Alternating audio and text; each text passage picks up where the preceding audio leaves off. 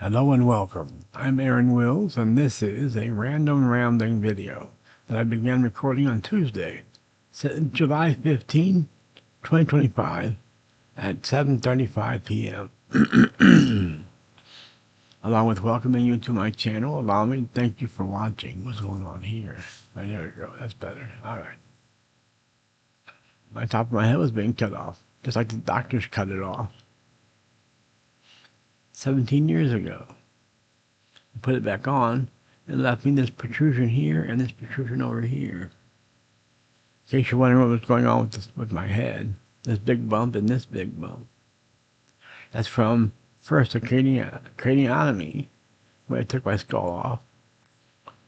Took my skull off for a few weeks. I guess for a month, a little over a month maybe, and then they put it back on. A cranioplasty.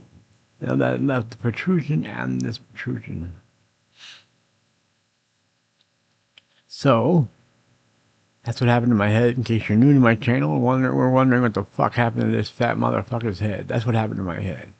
I had a craniotomy and the ensuing cranioplasty.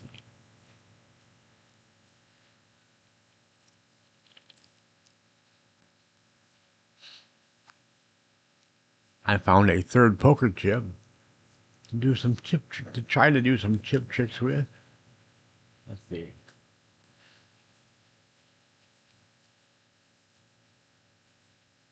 I thought I had. Now I only got two again.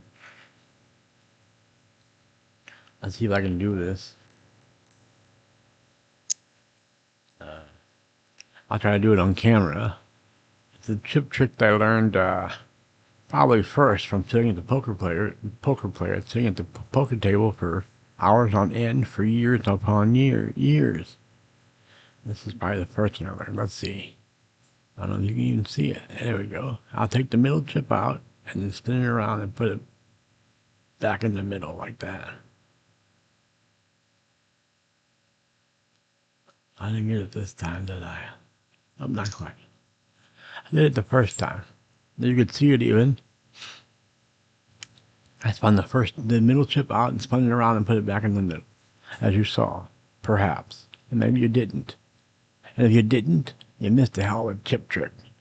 I learned that and a few others from sitting at poker tables for, like I said, hours upon hours, years upon years. I played a lot of poker in my life. A lot of Hold'em. I started playing Hold'em as a result, not a result of, a lot of people started playing Hold'em. The poker boom kind of kicked off in 2003 when Chris Moneymaker snapped off the World Series of Poker, beating professional player Sammy Farhall in the finals. Or heads up in the final. Heads up in the main event to snap off the World Series of Poker. Worked its way to a field of hundreds at least, if not now the field is, I'm sure, thousands. But I started playing not as a result of Chris Moneymaker's win in 2003. I started playing in the result of the movie Rounders in 97. So by the time everyone else started playing poker, started playing Hold'em, and not everyone else, but by the time the poker boom took place in 2002 or 2003, I would say that it probably took place as a result of the Travel Channel showing the World Poker Tour on again, the Travel Channel. I think that's what that's what kicked off the poker boom. But even then, I'd been playing for 5 years before that. Ow. So in 2003, when it really kicked off, I'd been playing for about 6 years. I developed all sorts of strategies and theories about the game that worked very well against the beginning players. And I read, I read Mike Caro's Book of Tells, which really helped out against beginning players. There's not that many beginning players anymore, but back then it was just a sea of beginners. It was so easy. I was robbing and stealing, and I didn't feel bad about it. They say a fool and his money are easily departed, or easily parted, or whatever they say. I don't know. And when you're bringing up all that hundreds of dollars, I was sitting at the big table for a $500 buy-in per night. I was being staked for most of it, and I was staking myself for a while, and just robbing and stealing. And these kids would just put their money in, and they were mad at their own money. It was so easy to read when they were strong, so easy to read when they were weak.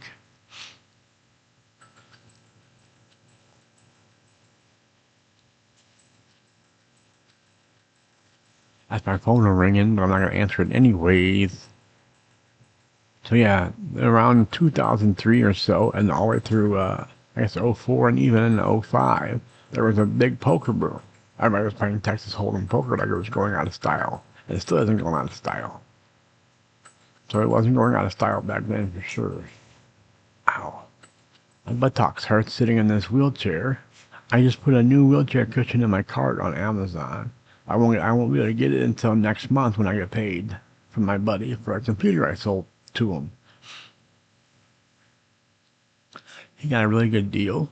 I feel kind of not proud of myself. I feel good. I'm good about selling him a $300 or $400 computer that I just bought, just a few months ago still, and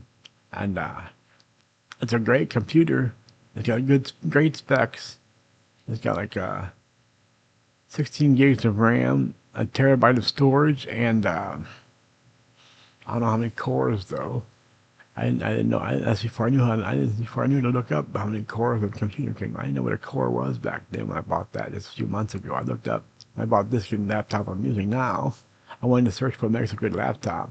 Because I wanted to run all of my equipment to make these videos. My audio interface, which runs this microphone, and the microphone booster, which helps to add gain to this microphone. I wanted to make sure it could run all that.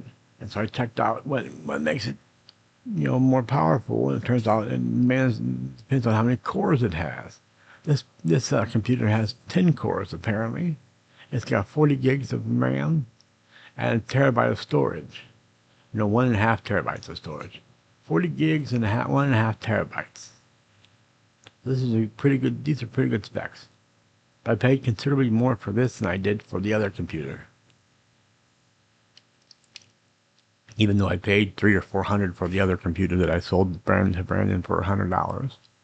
I also gave him an audio interface and a $250 microphone. So he has a net worth, I'd say about, let's see what else I put in there. Then I put again a pair of headphones, but those are pretty inexpensive. Those are like $15. So, ow.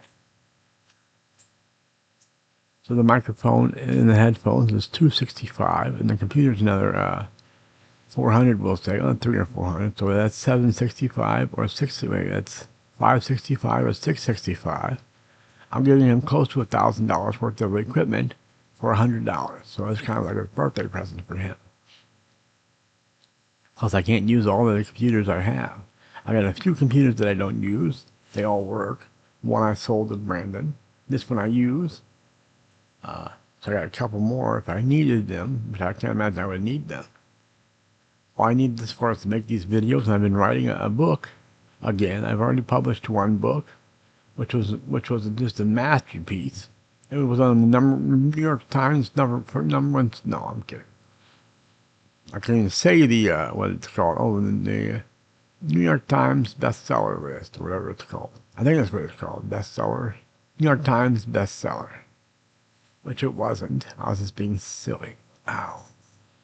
Ow, ow, ow. Ah. I'm in pain sitting in this damn wheelchair. Like I said, I have to get my money from Brandon first before I can buy it. I got a cushion in my tires. So before I can buy it, I gotta get that money. I gotta get them bones.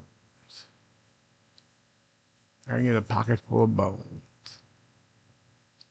There's something wrong with Danny DeVito. Poor old Danny DeVito. He looks old. I don't know if this is a show or it's a commercial or what. Oh, it's a commercial for, what was he, for Jersey Mike Subs. That's what he does, commercials for. That's right. I remember that now. I remember that. Not by remember, I mean remember. I remember that now. That he does commercials for Jersey Mike's. Is it Mike Jersey Subs? No, wait, Jersey's whatever. Mike something Subs. Mike's Jersey Subs. I don't know, whatever. I just saw it and I don't remember it already. I don't remember it already. And by remember, I mean remember. Again, I can't remember to say remember.